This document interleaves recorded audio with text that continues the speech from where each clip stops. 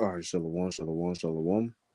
First and foremost, I'm going to give all infinite praises, honor, and glory unto Yahweh, Bahashim, Yahweh Shai, Bahashim, Hakudash, and double honors to the apostles, the elder bishops across the four winds of the earth that puts in teaching this truth, and salutations to the hopeful elect. Coming back to you through the spirit of power, Yahweh Shemel Shai, we know the lesson exhortation, those words quick and edifying, straight to the point,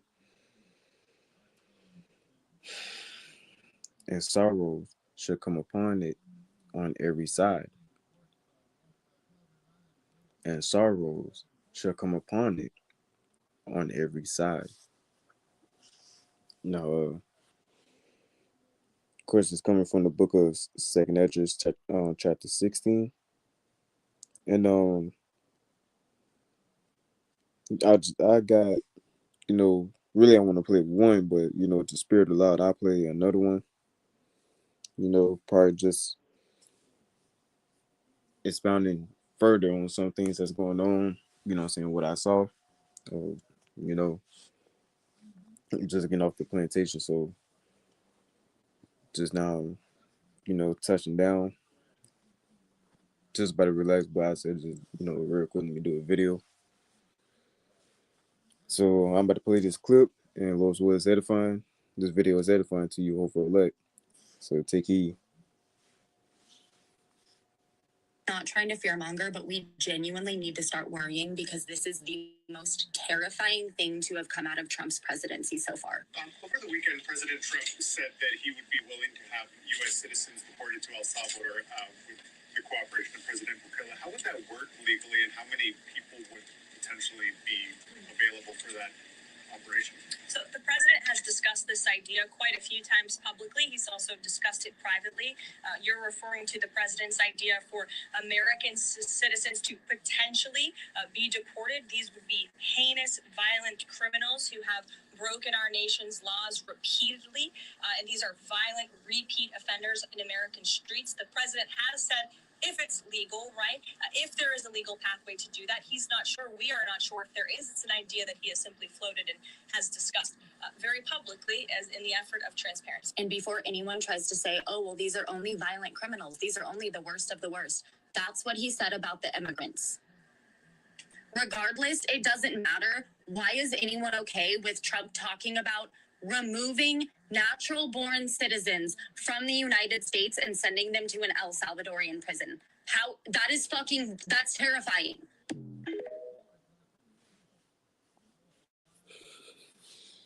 You heard him, man.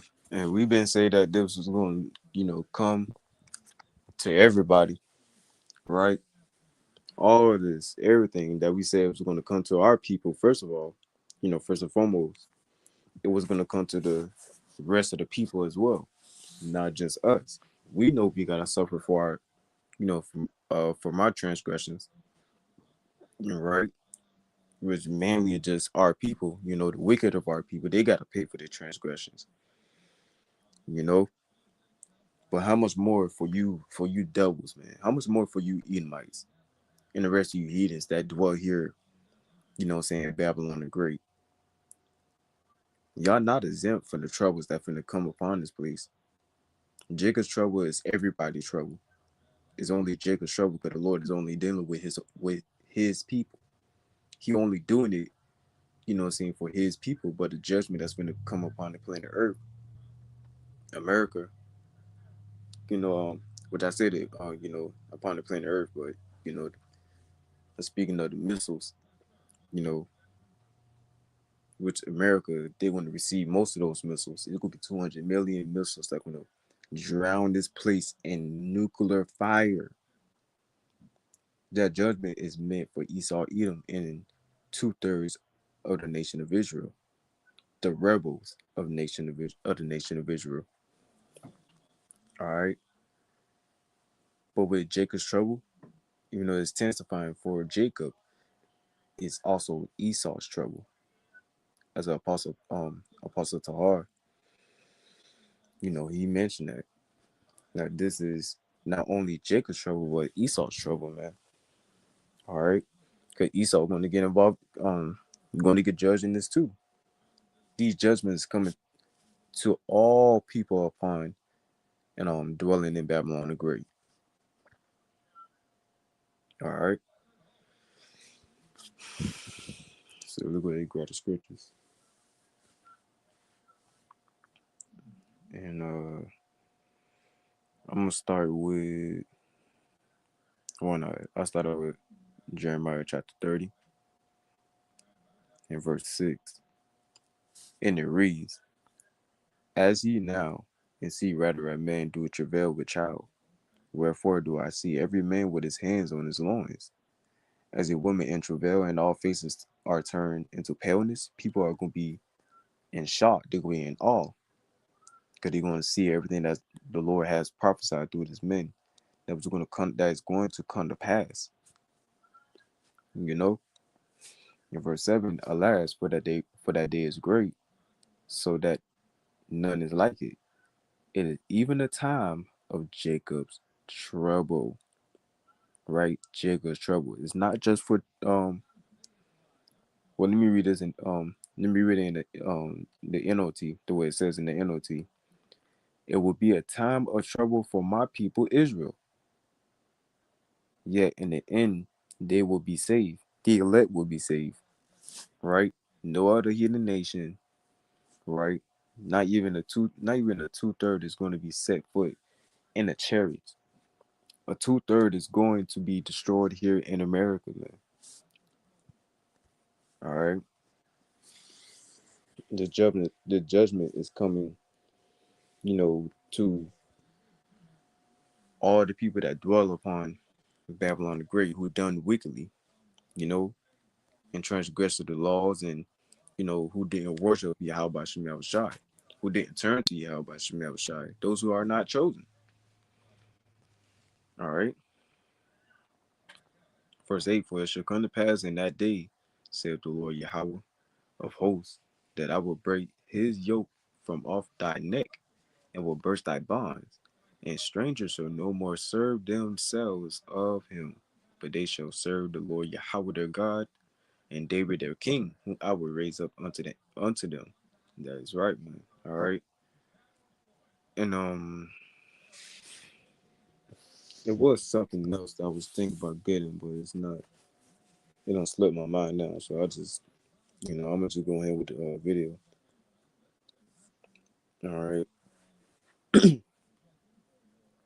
Oh yeah, yeah, yeah, yeah. Right, right, right, right, right. Remember, the Lord said that Egyptian against Egyptians, the modern day Egyptians are is Esau Edom, knowing the Egyptians are saying Mizraim, the Canaanites, the sons of Ham, right? Those are the original Egyptians, but we know that these prophecies, they're really twofold. Cause though that meant for the Egyptians, back then, that actually happened, it's twofold because this is going to happen again. All right. So the book of Isaiah, chapter, I believe, no, the book of Isaiah, chapter 19. And I ain't went over this in a while, in a hot minute. This is my first time reading it for a while. The book of Isaiah, chapter 19, and verse 1. The burden of Egypt. Behold, the Lord Yahweh rideth upon a swift cloud, and shall come into Egypt, and the idols of Egypt shall be moved at his presence, and the heart of Egypt shall melt in the midst of it. This is the Lord coming in that great that chariot, that fathership, right? That swift cloud is talking about the chariot, the fathership that Yahweh will be in. And shall come into Egypt, Babylon the Great, and the idols of Egypt. You know for a fact that Esau practiced almost every religion here, including trying to be one of us, though he's not one of us. You can see that example in our land right now. Look who is in our land right now. They're trying to be like us, but he not us. You know, you can see their spirit is leaking evilness, man. Evilness. How the fuck can they ever be the people? They're not us, man. In verse 2, the main point, and I will set the Egyptians against the Egyptians, and they shall fight everyone against his brother, and everyone against his neighbor, city against city, and kingdom against kingdom. That's right, man. You see that today. Today. Civil war is coming upon Babylon the Great. It's coming upon America. You want to see so-called white people going against each other. You know, you want to see MAGA going against damn near. Some MAGA people may just go against them damn selves. You know, just for the sake of it, because they ain't going to trust. You know, the Lord going to stir up the minds of these people to just fuck it, just kill each other. All right. Verse 3, and the spirit of Egypt shall fail in the midst thereof, and I will destroy the counsel thereof, and they shall seek to the idols and to the charmers, and to them that have familiar spirits, and to the wizards, and the Egyptians will and to them that have familiar spirits, and to the wizards, witchcraft, witches and warlocks, they're going to die too. And that, thou should not suffer a witch to live. But these people going to try to go to mediums and people that do tarot cards, try to, reason with the dead, necromancers and all that. They want to try to go to anybody that, that do some type of witchcraft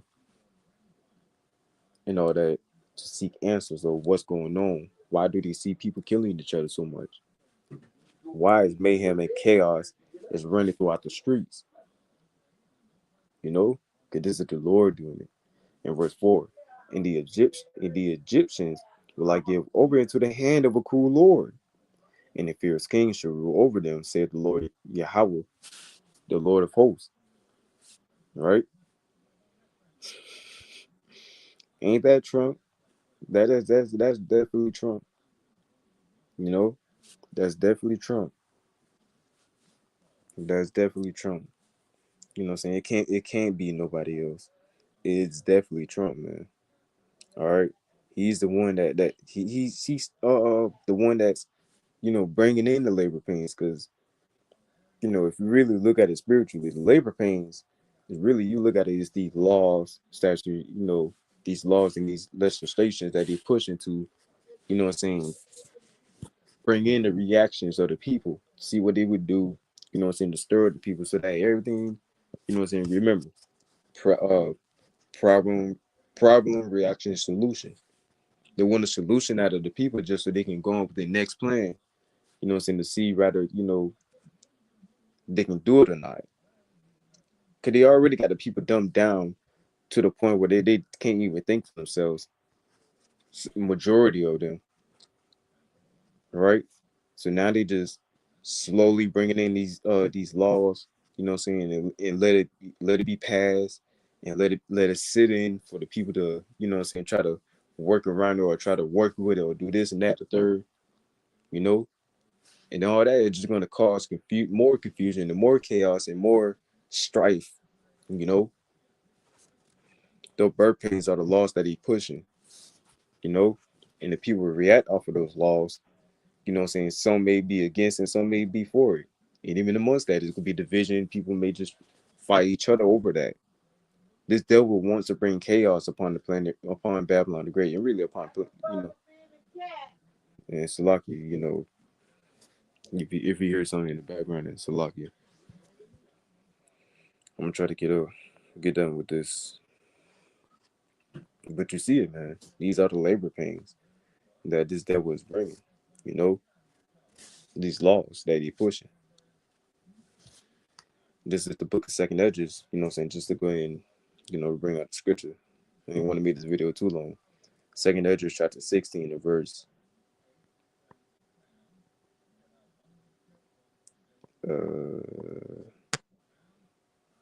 37. And it reads, Behold, the plagues draw nigh, and are not slack, as when a woman with child in the ninth month, bringeth forth her son with 2 or 3 hours of her birth great Salaki. Let me read this over, man. Verse 38.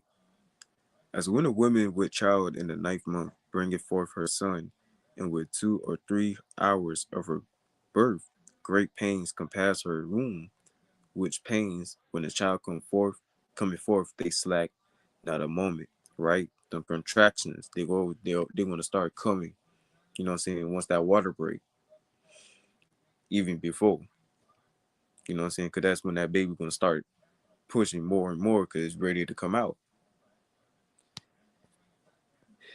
Verse 39, even so shall not the plagues be slack to come upon the earth, and the world shall mourn, right? And so you get the title from, and sorrows shall come upon it on every side. And these are just sorrows, the beginning of sorrows.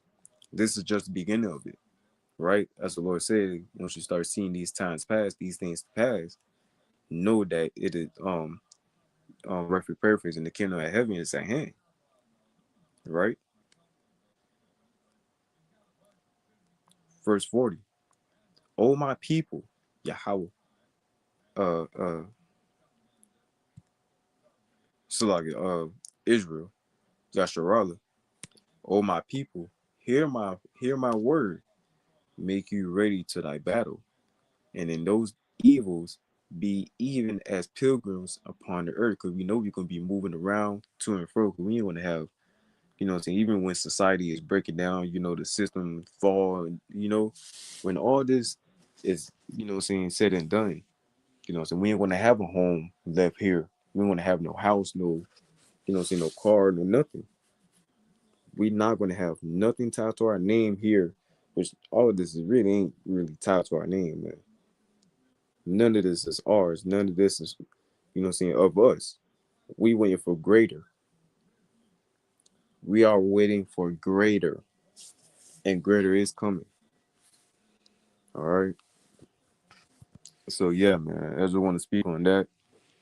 You know, Lord's will you always edify. Until the next time, I should shalom.